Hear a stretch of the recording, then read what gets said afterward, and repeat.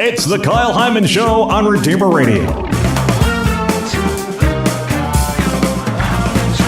This is Kyle Hyman, and joining us back on the show is Donna-Marie Cooper O'Boyle, here to talk to us about Advent and how we can reflect on Advent with Our Lady of Fatima. Thanks for being here, Donna-Marie. Oh, thank you so much for having me, Kyle. What's your favorite thing about Advent? Wow. Well, that's a great question. My favorite thing is it's a beautiful period of expectation. It's a period of longing, of really preparing our hearts for the Christ child. It gets kind of mixed up in the Christmas craziness. I shouldn't say those two words in the same sentence, Christmas and craziness. I'm sorry about that. But, what the culture does with it, how it bombards us with, the advertising frenzy. So unfortunately, we miss a lot of that beautiful time of expectation and praying to transform our hearts to get ready for the Christ child and also the second coming of Christ, believe it or not. We're supposed to meditate on that during this holy season. Yeah. So how do you see Our Lady of Fatima and the messages associated with Our Lady of Fatima as fitting in to helping us get more out of Advent? That's a great question. Well, Our Lady of Fatima, of course, is the Blessed Mother, and she is the Mother of God, which means she has so much to do with the nativity of the Lord. And she, after all, carried Jesus in her womb for 9 months, gave birth to him. So it's very fitting to have her be part of our Advent journey, to call upon her often. Mother Teresa always said to me, just simply even say, Mary, Mother of Jesus, be mother to me now. So, Mary actually came down from heaven to give our world a warning at Fatima, 100 years ago, but her message is so relevant to us now. We need to wake up. We need to check out what are we doing in our lives? Are we getting closer to heaven, or are we getting very much involved with the world? So she helps us on our journey, and we need to call upon her, and she can help us, guide us through each day of this journey. And it takes just a little bit of time, to carve out, to focus and to pray and to ask. And so we need to do that. Otherwise, you and I know both, I'm sure, as well as the listeners, that this period of time rushes by. We're so caught up in so many things we have to do in a family, in the workplace, and trying to get ready for Christmas, all of these things that we might miss that beautiful period of preparing our hearts. And Our Lady of Fatima can certainly help us to do this. Have you been to Fatima? Yes. I led a pilgrimage there last year for the 100th anniversary. Oh, yeah. It was so amazing. So that was the only time I've been there. But this is my third book I wrote on Our Lady of Fatima. I wrote a book for adults on Our Lady of Fatima. I wrote a book for children with Sophia, the same publisher who did this book, Advent with Our Lady of Fatima, because I feel it's so important to teach the message, so, and preach it, teach it, so that we could live it. We could learn it and live it, as Pope Benedict had said, to really learn it and live it. So it's really important to listen to Our Lady. She tells us these things to help our souls and to help us to get to heaven. So if I can do anything to help get her message out there, I'm going to try to do it. And that's why I didn't let go of her, during the 100th anniversary. I want to keep getting her message out there. And I found that Advent would be a perfect time to, allow her to guide us through this very important holy season. And besides Our Lady of Fatima, your book focuses on the lives of 6 different people. Can you explain who they are and how you see them fitting into this? Sure. Well, Advent, as you know, is divided up into the 4 weeks. Usually it's 4 weeks that are that lead us up to Christmas. Right. Sometimes it's a little bit, with Christmas, depending on when it falls on the calendar. But the first week is always hope. The second is peace. The third is joy. And the fourth is love. So with the first week of Advent, I have Father Andrew Apostoli, a dear friend, and he was a Fatima expert. Have him lead us through that first week of hope. So I have all kinds of stories and reflections and prayers throughout that week, and he really can help us during this season. And the second week of peace, I have the shepherd children leading us through. They illustrate Fatima's message of consoling peace. And then the third week, I have St. John Paul II, who had so much to do about Fatima. And that part of the journey is called Jubilant Joy, of the Fatima message with St. John Paul II. And the fourth is love. Our Lady of Fatima and Mother Teresa teach us authentic, abiding love. So and pardon my voice, everyone, I'm just getting over an illness, so I'm sorry about that. But so these saintly friends are with us on this journey, and we can call upon them and ask them for their intercession. We can learn from them. We can learn from their great faith.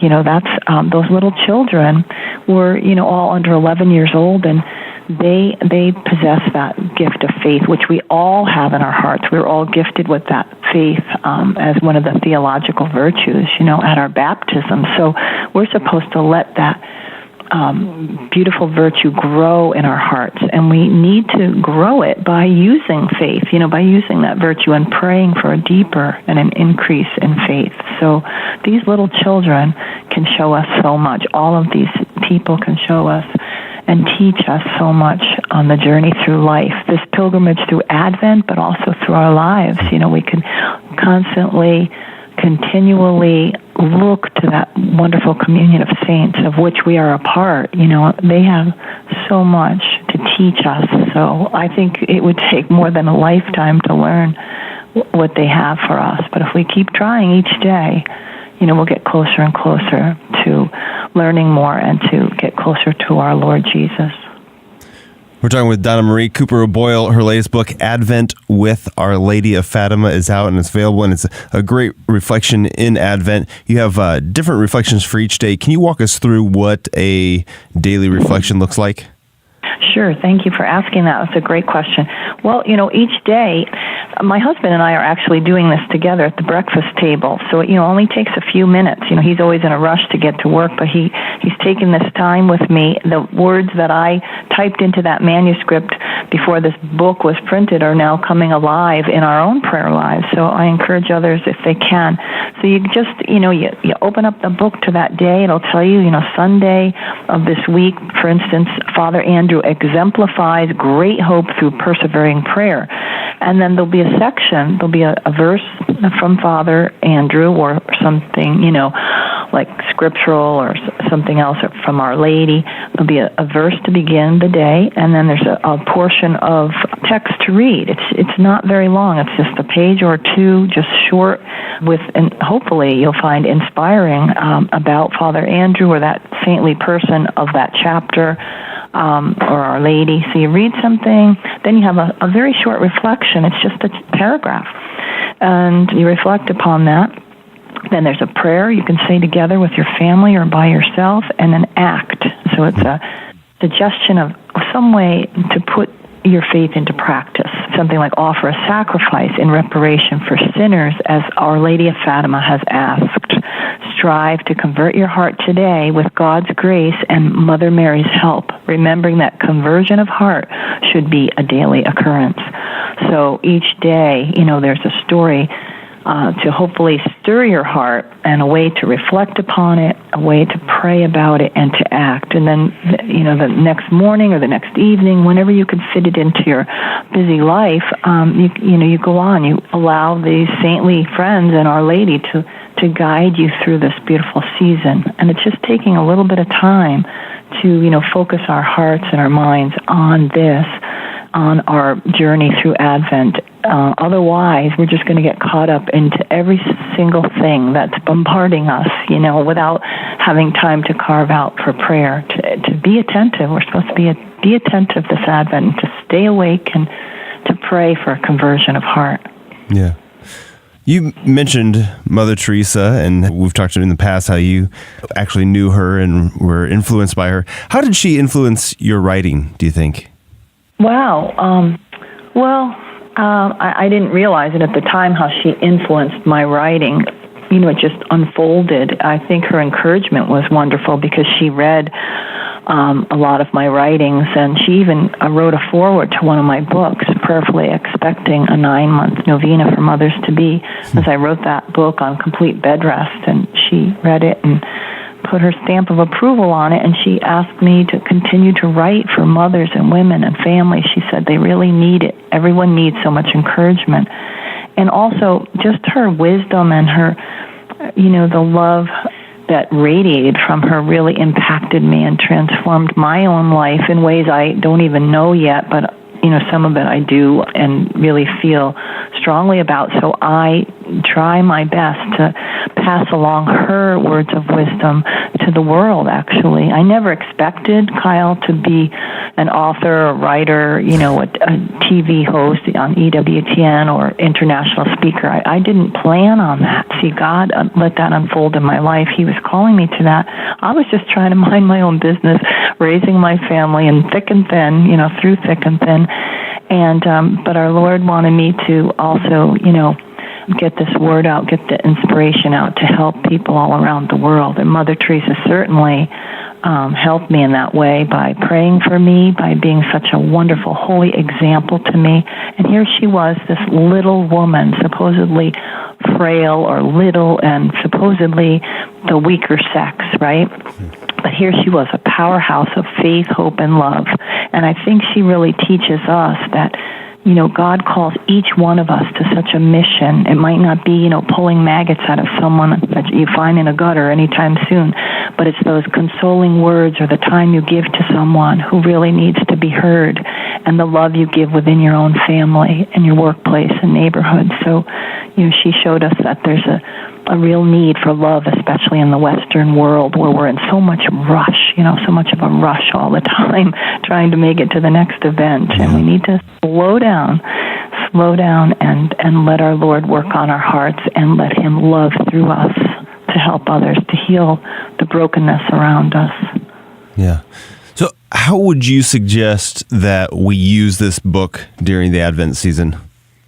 Well, just, pick it up, and hopefully what I'm doing is keeping it. It's funny, I'm doing this with my own book, but I really believe God, would want me to do that. And so you keep it on your kitchen table or your dining room table and refer to it with your family, either in the morning, first thing. That's what we're doing, first thing in the morning. Sometimes at night you're kind of tired, and it's better to take that message through the day, I think. So, make the time, 5-10 minutes. It's not even 10 minutes time, and just do it.